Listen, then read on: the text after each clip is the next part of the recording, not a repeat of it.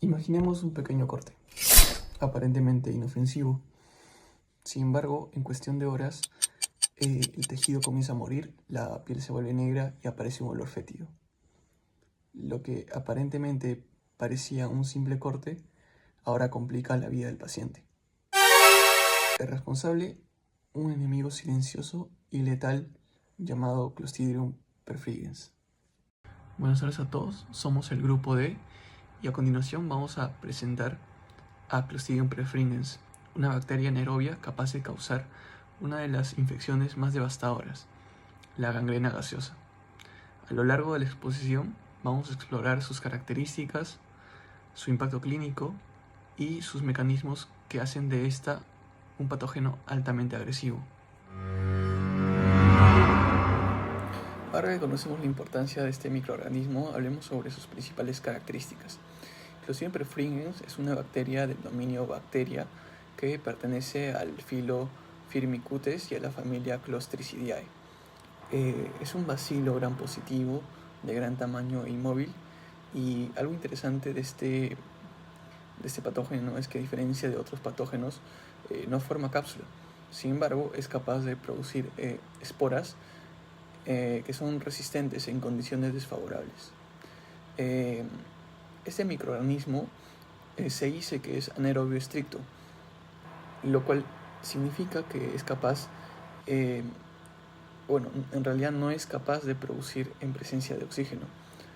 Además, se divide en 5 tipos principales, de la A a la E, según las toxinas que produce, y en condiciones óptimas crece mejor a temperaturas entre 37 y a 45 grados Celsius aproximadamente, y puede encontrarse como parte de la microbiota normal en el tracto digestivo humano y también de algunos animales. Ahora hablemos de los principales factores de virulencia de Clostridium perfringens, es decir, son los mecanismos que le permiten causar el daño en el huésped. En primer lugar tenemos a las toxinas principales. El primer y más importante factor de virulencia de Clostridium perfringens son las toxinas que tiene. Esta bacteria se clasifica en 5 tipos, que son A, B, C, D y E, según las toxinas que producen. Entre ellas destacan la toxina alfa, CPA, que está presente en todos los tipos de Clostridium perfringens. Es una fosfolipasa C que destruye las membranas celulares, causando hemólisis, necrosis tisular y daño vascular. Es la principal responsable de la gangrena gaseosa. Por otro lado tenemos a la toxina beta, la cual es característica de los tipos B y C y afecta más que nada al epitelio intestinal, provocando enteritis necrótica. Luego tenemos a la toxina epsilon, que es producida por los tipos B y D y es una toxina que aumenta la permeabilidad vascular en el intestino y facilita la diseminación de la bacteria y sus toxinas en otros órganos. Finalmente tenemos la toxina iota, que se encuentra en el tipo E y tiene actividad ADP ribolizante, la cual altera la estructura del citoesqueleto celular y facilita más que nada una invasión bacteriana. Luego hablemos sobre sus enzimas degradativas. Además de sus toxinas, Clostridium perfringens también secreta enzimas como son las colagenasas, hialuronidasas y proteasas.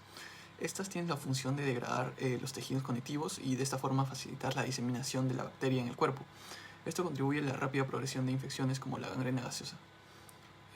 Sobre la enterotoxina CPE, es otro factor importante, ya que esta enterotoxina es principalmente liberada por el tipo A y se libera durante la esporulación en el intestino, lo cual puede llegar a provocar intoxicaciones de tipo alimentario, haciendo que las células epiteliales se vuelvan permeables y de esta forma causen la diarrea acuosa severa.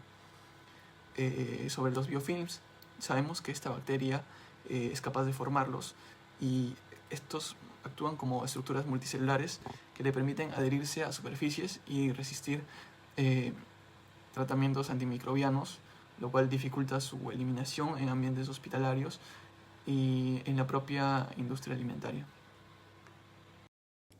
Luego tenemos la esporulación, la cual es la capacidad de Clostridium perfringens para formar esporas, que le permiten sobrevivir en condiciones ambientales adversas o extremas, las cuales pueden ser altas temperaturas, desecación o también desinfectantes. Esto facilita su transmisión en alimentos contaminados y su persistencia en ciertas heridas profundas. Sobre la patogenia del Clostridium perfringens, luego de la entrada del patógeno por medio de esporas o por el consumo, va a utilizarse toxinas para poder ingresar al cuerpo y escapar también de respuesta inmunitaria. La principal va a ser la toxina alfa, que va a ser una fosfolipasa C con un dominio C con láminas B, que también va a tener un dominio N-catalítico con hélices alfa, y esta se va a unir específicamente a un receptor de la membrana celular, el GMA1.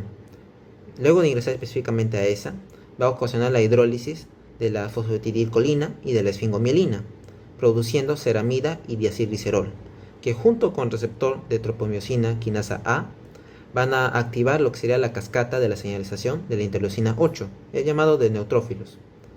Y a partir de esto va a activarse también el IP3, que va a dejar la entrada, aumentar la entrada del calcio intracitoplasmático. Otra toxina utilizada va a ser la toxina beta, que va a tratar de las toxinas formadoras de esporas, a partir de la relación con lo que serían las células endoteliales y producir las esporas para la diseminación.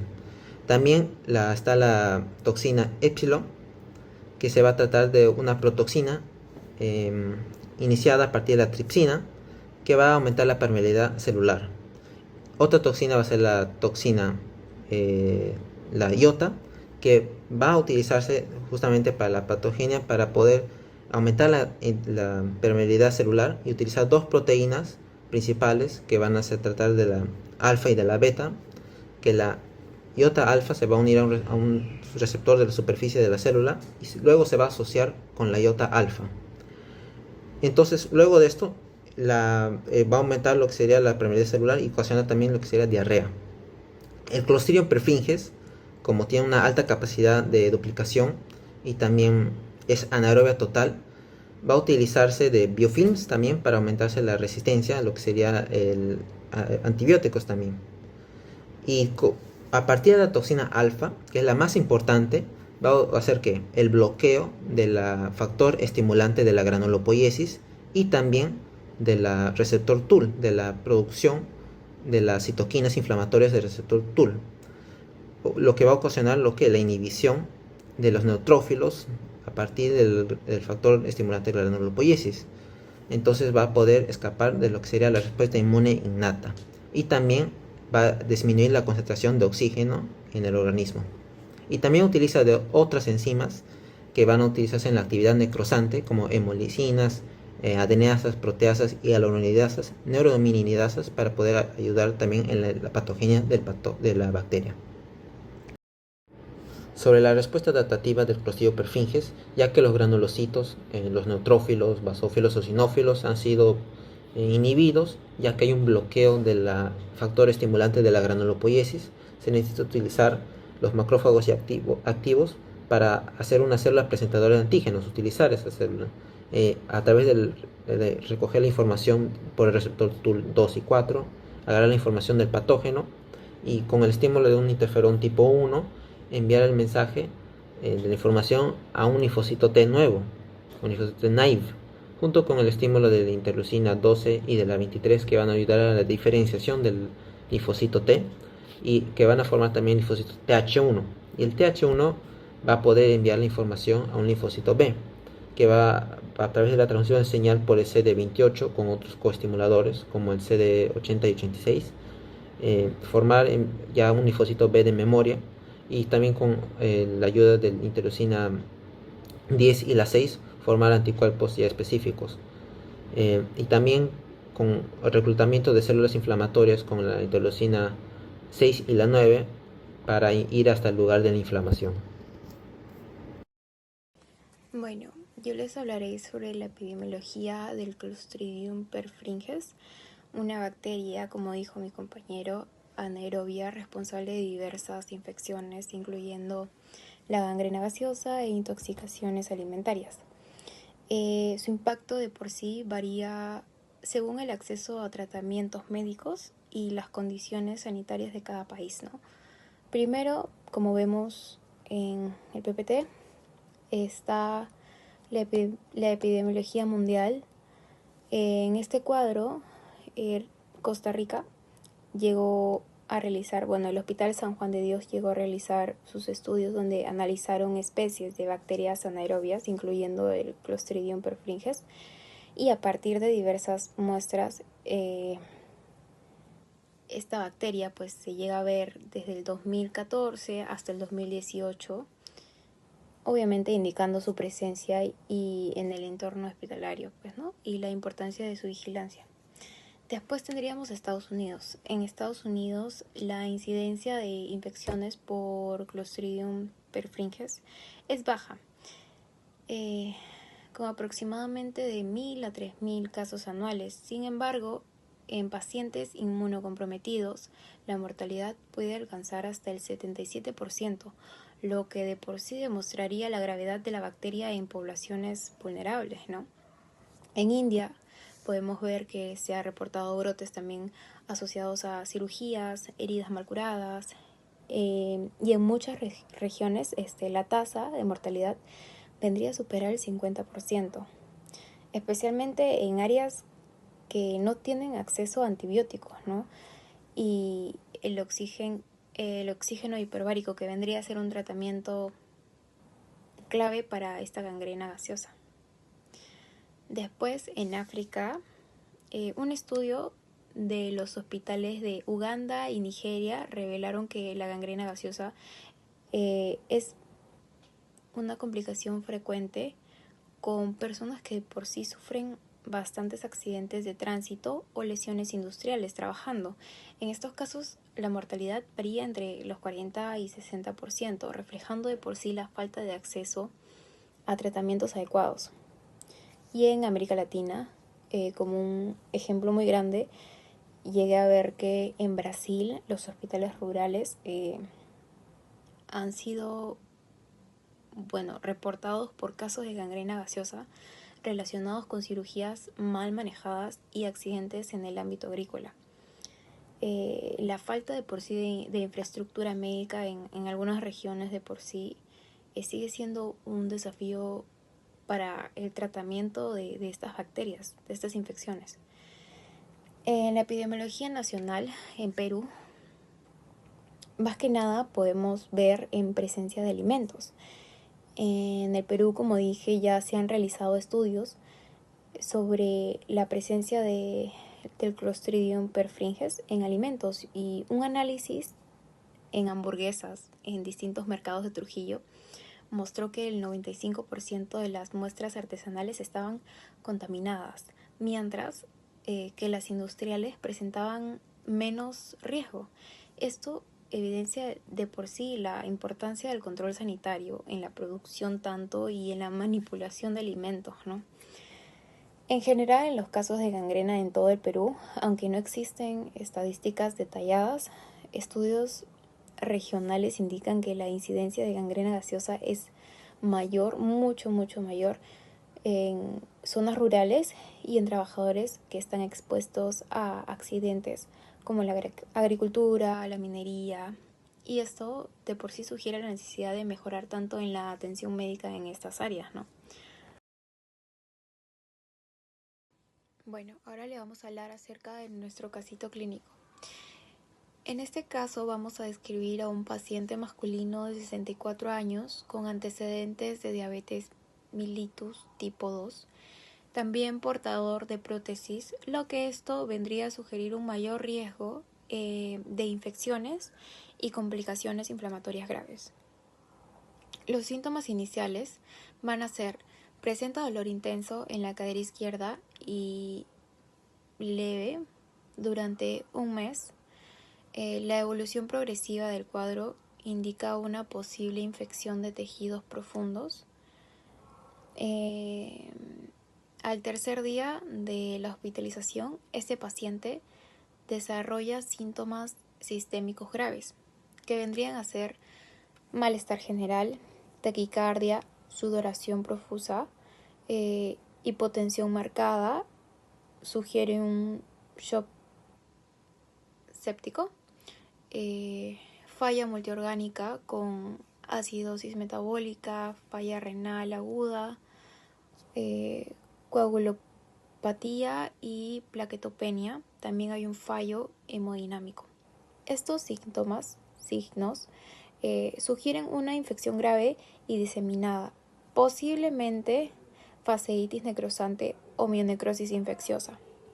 En los hallazgos clínicos y radiológicos vamos a ver que hay crepitaciones en el músculo que sugiere una presencia del gas en tejidos blandos y típicos de infecciones necrotizantes como el Clostridium perfringens.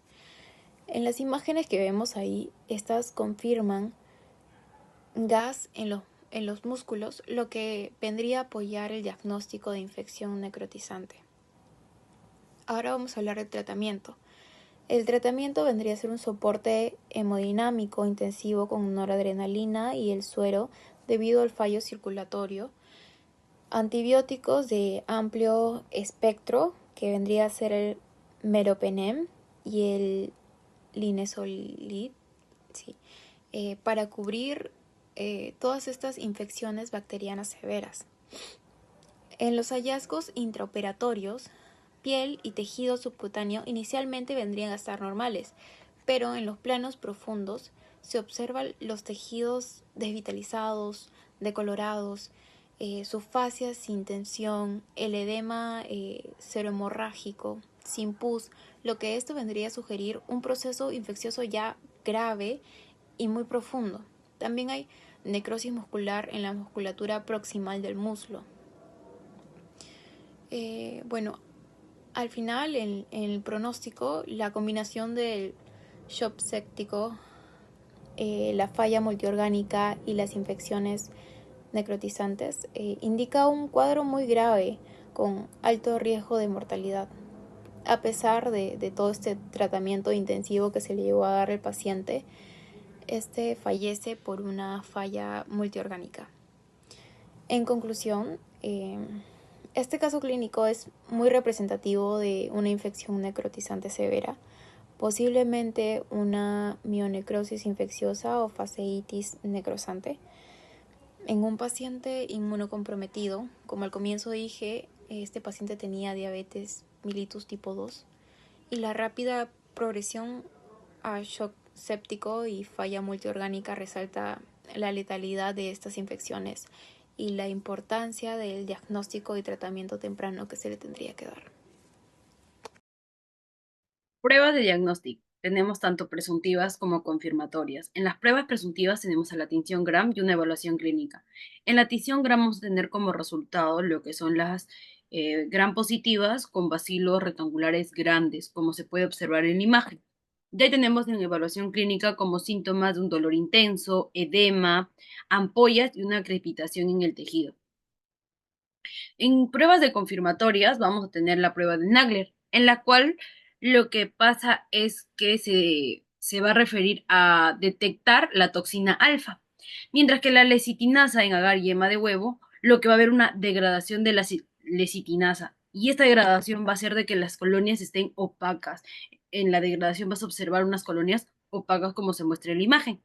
De ahí tenemos a lo que es el cultivo en agar de sangre, donde la bacteria ocasiona una hemólisis total.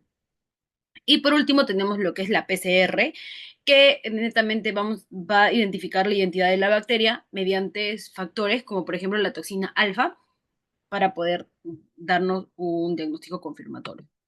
De ahí tenemos lo que es la radiografía y el antibiograma. En la radiografía vamos a encontrar burbujas de gas en los tejidos blandos. Entonces, es netamente para poder identificar o cuando hay como, por ejemplo, un posible diagnóstico de necrosis. Y de ahí tenemos lo que es el antibiograma. El antibiograma es para poder ver qué tan sensible es a los antibióticos la bacteria. Por ejemplo, ante la penicilina, entre otras. Diagnóstico diferencial. Tenemos la fascitis necrosante, tenemos mionecrosis no clostridial y celulitis. En la fascitis necrosante vamos a tener una infección grave que va a afectar netamente a la fascia y al tejido subcutáneo, en la cual vamos a tener como síntomas un dolor intenso, vamos a tener enrojecimiento progresivo en la zona afectada. Ahora, ¿quiénes ocasionan esto? Vamos a tener, por ejemplo, a lo que es el Streptococcus pyogenes tipo 1, en la cual él te va a ocasionar una destrucción tisular. ¿Quiénes son los factores de riesgo? Pues personas que tengan diabetes o personas inmunosuprimidas. En la mionecrosis no clostridial tenemos una infección bacteriana, pero en este caso va a afectar de manera mucho más profunda de la piel. Entre ellas tenemos lo que es la dermis y también va a afectar al tejido subcutáneo. ¿Quiénes son causadas? ¿Quién causa esta enfermedad? Va a ser tanto el Streptococcus aureus como también el Streptococcus pyogenes, entre otras, lo cual va a tener como síntomas zonas enrojecidas y como también zonas hinchadas. Ahora, ¿quiénes son sus factores de riesgo? Personas que puedan sufrir esta enfermedad, personas con inmunodeficiencia venosa, como también personas que hayan sufrido de traumatismos o edemas, etcétera. Celulitis. La celulitis es una infección mixta en la cual vamos a encontrar, va a manifestarse como síntomas de úlceras. Úlceras y también va a haber una congregación gris azulada. Ahora, ¿quiénes son los que ocasionan esta enfermedad? Tenemos al Staphylococcus aureus y al Vibrio vulnificus, entre otras, en la cual va a ser que esta enfermedad se va a manifestar mucho más lenta que las demás. Entre ellas también tenemos otra, otro causante que va a ser la pseudomonas también. Ahora, ¿qué factor de riesgo va a tener esta enfermedad? Va a tener a personas inmunosuprimidas también, entre otras. Gracias. Eso sería todo.